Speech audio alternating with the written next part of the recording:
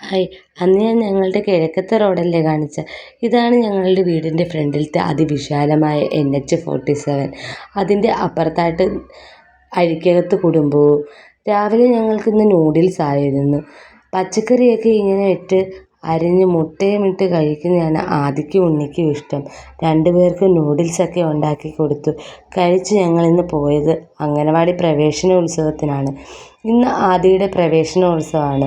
വീട്ടിലെ കളികളും ബഹളവും എല്ലാം കഴിഞ്ഞ് ആദ്യമായ അക്ഷരങ്ങളുടെ ലോകത്തേക്ക് പ്രവേശിക്കുകയാണ്.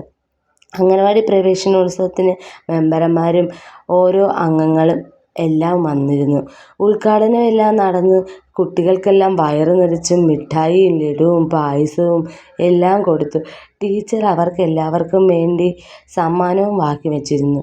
പോകുന്ന കുട്ടികൾക്കും വരുന്ന കുട്ടികൾക്കും സമ്മാനം കൊടുത്തു. എൻ്റെ ആദിക്കും കിട്ടി ഒരു സമ്മാനം.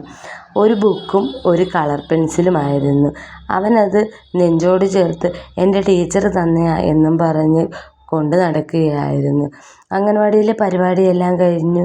സൂര്യൻ്റെ 7 പുത്രിമാരുണ്ടാക്കിയ കൊട്ടാരവും കണ്ട് ഞങ്ങൾ വീട്ടിലേക്ക് വന്നു. പിറ്റേ ദിവസം രാവിലെ 31-ാം തീയതി ഞായറാഴ്ച ഞങ്ങളുടെ വീട്ടിൽ വായനയായിരുന്നു. വായനകളുടെ തിരക്കുകൾക്കിടയിൽ ഞാൻ ഓട്ടപ്പാച്ചിലിലായിരുന്നു.